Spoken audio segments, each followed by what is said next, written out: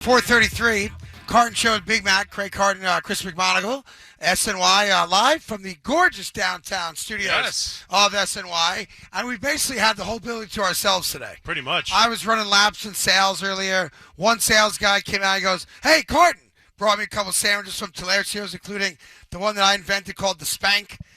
So just good, fine, kind people here. I got Anthony Gallo, one of our producers, selfishly eating all the brownies, not offering me or you any of them. Not a brownie. And I got the greatest engineer in all of broadcasting. I don't want to give out his name because, he's like that. He's like, just say my name. He's just the greatest and the backbone of WFAN. So great to be here. Yes. Hope you're able to stay warm. We have, look, there's a lot of Knicks stuff out there. And I heard Ian Begley, SNY's Ian Begley on with Tiki and Evan and Sean earlier today. He's, great reporter covering the Knicks. And you're starting to get the sense, despite what my main man James Dolan said exclusively to us a few weeks ago, you're starting to get the sense, at least I am, that the Knicks might have taken their foot off the pedal where it was 3 weeks ago, which was we might make a minor deal here or there, but there should not be an expectation amongst the fan base of a major deal, a.k.a. Giannis. Mm-hmm. That's the guy we're all talking about. Yes. We can talk about Jaren Jackson in Memphis and Ja Morant for sure, but that's kind of like grape jelly to a fat kid. Don't tease me with that unless it's really going to happen. The Giannis trade, if there is a trade, is what everyone's alluding to when we talk about a big-time deal. On the flip side of that is Karl-Anthony Towns. If the New York Knicks are going to make a significant deal, the belief is, I think it's an accurate and correct belief, and it makes sense based on how he has played this year, the Knicks would try to unload the contract in his worst statistical year of his career currently of Karl-Anthony Towns. So I'm going to put you on the spot, no right or wrong to it. You have three choices. Okay. Do the Knicks trade Karl-Anthony Towns? We're not going to discuss what they're getting back yet. Is Karl-Anthony Towns a Knick the day after the trade deadline? Is Giannis or Jaren Jackson a Knick the day after the trade deadline? Or C, the Knicks do nothing of major import? And it's just a guess. If I had to guess, I'd probably say C. C. I think this is very difficult, but there are signs pointing to it. I mean, there's reports all over the place. There's a report this morning that the Bucks have come to realization that this is happening and that it's going to be the best for both parties. Obviously, Jrue Holiday with the Portland Trail Blazers. Right. There's a lot of room that there could be, the Knicks like him and they like Bridges, and this could all be part of a three-team, because that's the only way it works. Has to be. You're going to have to bring in another team. Yep. So For Giannis. if you're going to get Giannis, yeah. right. So, and then, of course, I talked about this yesterday on Last Stop at the end. Rich Paul has come in and is trying to pitch Giannis on the idea of becoming his agent and pitching him on the idea that I will get you to your desired destination. So he doesn't need Rich Paul for that. No, I get you. Rich Paul is recognizing. I'm just saying there's a lot of... Rich Paul's empire is crumbling because he's losing the cash cow in the next year, and that's LeBron James, and he's being exposed a little bit. Mm-hmm. The fact that he has gambled on basketball games, which he admitted. He's losing some of his gravitas because LeBron's career is coming to an end. Now he's doing that dopey podcast with Lex Kellerman that makes him look like the egomaniac we all thought he was. That being said, to his credit, he's been a very powerful player in NBA circles because he does represent a significant player. That being said, right. And he has a track record of getting him where he wants to get him. The Jrue Holiday thing, it's interesting, and I heard Ian talk about this earlier, and I think Ian's right. And I think Evan's right as well, because I heard the commentary on it earlier today driving down here today. Is you don't need Jrue Holiday to get Giannis. You don't. Giannis has already expressed to people in his life that if he leaves Milwaukee, he wants to come to New York. Now, that does not mean the Knicks can get him. I thought Ian was right today when he said, don't sleep on other teams. Sure. The Knicks do not live alone in the universe. There are other teams with really smart general managers and presidents and owners who, if they find out that Giannis has now told Milwaukee, I want you to explore a trade possibility, if I'm the Miami Heat, I'm picking up the phone. Right? Yeah. And if I'm a lot of teams, I'm picking up the phone. Yeah. Now, I don't think he's going to go to Detroit. Right? I don't think he's going to Cleveland. But I do think a major metropolitan city is where he's going to go. I mean, yeah, I would look to if Jrue Holiday, if there's a connection there, if you like playing with Holiday, I would do whatever I could to entice him to come here because I think I no longer have the same confidence I did in this group. But I don't need Jrue Holiday to get Giannis. He's like he's the whipped cream on top of the sundae. Yeah, I guess. Makes I mean, it better, but I don't need him. No, but if it helps entice him, we just said that he could pick this team, he could pick that team. If he wants to run it back with Holiday, if he liked being teammates, but I think he already wants the Knicks. Now, the Knicks, I don't know. Maybe the Knicks can't pull a trade off. Well, that's possible. Okay, so you think there is no extra, that does nothing for them enticing them as a landing spot. And I'm a big Jrue Holiday guy. Obviously, he's at the very end of his career. Right. He's the kind of guy, he's the glue on championship teams. I love Jrue Holiday. Yeah, he's won 2 championships. As a person, I love his game. Dude is money good across the board. I don't think Giannis would say, all right, I'd consider the Knicks, but if you don't get Jrue Holiday, I'm not going there. Not necessarily, but I consider the Knicks. Oh, and Holiday's there. Oh, you know what? I like them better than Miami. I have no idea. But I would say this, like pretty much with all of this being said, I think you have to be open. If you could do this with Cat and Bridges, and you can keep OG Anunoby, you can keep Josh Hart, I think you do it. Yeah, because now again, I'm not sure where Giannis is health-wise from the calf, and calf injuries scare me because calf injuries become Achilles tears. Scare the hell out of you. And you're not talking about a 22-year-old anymore. No. You're talking about a 30-year-old. You're talking about a guy that's on the back 9 of his career, and that career might go another 10 years, but he's not a 25-year-old kid anymore. So calf strains scare the hell out of me. That being said, assuming Giannis is going to be good to go for the final 25, 30 games, and bring the Knicks, with Jalen Brunson, with OG Anunoby. I think McBride would probably have to be part of a deal, and I love McBride's game, so I lose McBride off the bench, obviously, and I think he's great. But to get Giannis, my bench doesn't have to go 12 deep anymore, right? So I'm going to give up depth because I no longer need the depth to go win tight games.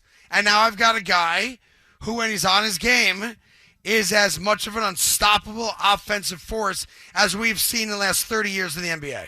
It's a trade you have to make. You have to make it. Right now, for me, and this is where the kind of rubber meets the road on it, Bridges, I got no problem getting rid of Bridges. Bridges and Cat.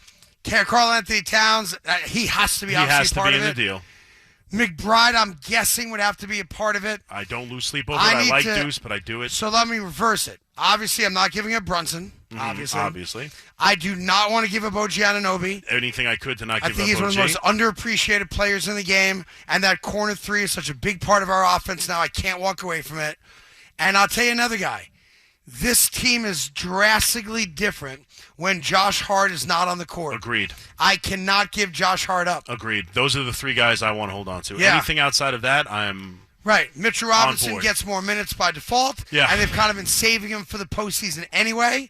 So he may not double his minutes, but he'll get high 20s. I don't know. In the playoffs. The only thing that scares me about that, and Evan mentioned it too, him and Giannis on the floor at the same time, offensively the spacing becomes difficult. Wait, who are you going to put on the perimeter? I'm not worried about that. Okay. I'm not worried about that. I'm just saying it does. I don't know how many minutes he actually plays. Is he now? We're talking playoffs. Yeah. I think Mitchell. Assuming the trade happens, I just don't know how the offense functions with him on there. We'd have to figure that out. But I would do it. Yeah, look, but Mitch Robinson's also athletically pretty damn good. Yeah. He can start 10 feet from the goal and get to the rim off a shot attempt pretty quick. Mm-hmm. Like, he doesn't have to camp out, is my point. Okay. If you watch him enough, and I know you do, he gets a decent number of rebounds starting at the free throw line and out. And just gets in there, wiggles his body in there, and gets, rebounds. And don't forget, I get that, but is he a threat with the ball on the He's not a threat. No one's going to guard him. No, he's going to get fouled if he has the ball in crunch time. Also, right, exactly. Right. But I'm saying he's not going to help the offensive spacing out there because no one's going to. No, but he more than anyone else we got. Yeah. He's the guy that's going to get us a second opportunity. Agreed. Third opportunity. Agreed. He's the best offensive rebounder in the sport. No question. All right. Yeah. So I'm with you though. I think if of the 3 choices I gave you, if I answered my own question, my guess is nothing happens. My guess is if anything happens, it's minor. Yeah. I'd be surprised, and by the way, I'd love to get Giannis, obviously. Of course. But I would be surprised after the owner came out 3 weeks ago exclusively with you and I and said he thinks this team, the talent on this team, should go and win a championship to then pivot off that 3 weeks later, which is totally acceptable. No one's going to get upset if the Knicks trade Karl-Anthony Towns and Mikal Bridges to get Giannis we'll say thank you for coming off your word on that. We're good. I just think, man, it would have to be the perfect trade. And that also means that it's very hard to thread that needle. there's got to It's very be, hard. like, there are other teams out there that, from a draft pick standpoint, have more to offer, too. Yeah, and they can't. The Knicks, I forget the name of the rule, but the Knicks can't trade their draft picks until the offseason. Like, in the offseason, they can trade, I think, next year's draft pick and then, like, a 2020. Oh, that's the old 2030 Stepien draft. rule. Yeah. Yeah, because the former owner, just real quick for a history lesson, I forget his first name, but Stepien was the owner in Cleveland. And the Cavs at one point traded like 4 consecutive first-round picks away, and it just killed the franchise for like a decade plus. So at the time, David Stern created what was called the Stepien rule. You can't get rid of your own first-round draft pick in that manner. Right. But apparently they're open. They're going to be more. They're going to be available to trade 2 more first-round picks in the offseason, not now at the deadline. So does in the that next open it up? official season, business season Correct. starts. Got it. So I think that would make it an easier off-season move. But So I've got a sleeper team for you. I'm not worried about that. Like a lot of people, they were. I was listening to Ian Begley too. Like, I'm not so worried about the chemistry necessarily. I'm not worried him about in here. Chemistry's like, overstated. I don't think it's important, but it can be overstated. I don't look at like, oh, Giannis comes here, you have to figure out a whole new way to play basketball. Is 3 months enough time? I think they figure it out. If Giannis gets you, here's what you do: you give him the ball. Well, that's the thing. Everyone get out of the way. They have a ball dominant player. Yes, but Jalen Brunson, and you've seen it in bits this year. He's not always the guy bringing the ball up anymore. No. And that's on purpose. You want him to get the ball in the half-court set and then do what he does off the dribble. But if Giannis comes here, I guarantee you Jalen Brunson's like, boop, here you go. I've got a sleeper team for you for Giannis, and it's going to irk basketball people. And I'm going to be told they don't need him, they're fine. But if I were them, I would do it. The Thunder? Yep. Yeah. The Thunder, they're loaded with talent. Yes. They've got more draft picks than any team in the NBA over the next 5 years, so they can give you the draft capital like we gave up to get Mikal Bridges. They've got that in spades. So Milwaukee's going to have to start rebuilding. You got to rebuild with draft picks, right? So if I'm the Oklahoma City Thunder and I got pimp slapped 3 straight games against the San Antonio Spurs, I beat them the 4th time, but they owned me for 3 weeks, right? And I know the Spurs are my biggest threat, and I'm looking at another guy to join SGA as a dominant scorer. Would the Oklahoma City Thunder consider? Would they give it any thought at all? Giving you one of their pieces and 3 number 1 draft picks? They've got them. I don't know. Now, you talk about chemistry being overrated or overstated. I get that, but you're going to break up a championship team like that, a team that's right now favored to win their 2nd straight championship. But the Spurs taught them something. The San Antonio Spurs beat them 3 consecutive times. So if I'm the Thunder, I got to make sure I got the horses. And to be fair, Jalen Williams didn't play the first, 2 months of the season? So he's coming into his own. So you lost your 2nd best player for the first 2+ months of the season. I'm respectful of that. But if you could add Giannis to that team? I mean, no, Hello? I get it. Yeah, no, I get it. Hello? I get it. Hello. Hello? Hi. No, that is a dangerous team. I mean, that's beyond dangerous team. Yeah. And they do have everything they could. I just don't know if you break apart a team to do that, and then you still have draft picks to add to that team. You could draft specific for needs. They're going to have at at some point, they're going to have to get rid of a high-priced player. No, agreed. Right? At some point, Agreed. they have so many first-round draft picks coming up. At some point, you're either getting rid of all those draft picks for a proven veteran like a Giannis, maybe at some point a younger Giannis, right? Whoever that might be, Right. as contracts come up. But I think that would be the Knicks, interesting. and here's the other weird thing. People talk about the Knicks because, as you said the other day, and you're not wrong, hey, how many great teams have lost 9 out of 10 in the course of any 10-game period in the regular season? The answer is probably none. Certainly not a lot, right? Yeah. But even with the losing of 9 games out of 10, they're a game and a half out of 2nd place. Like, they're fine. Oh, they're in fine position. Sure.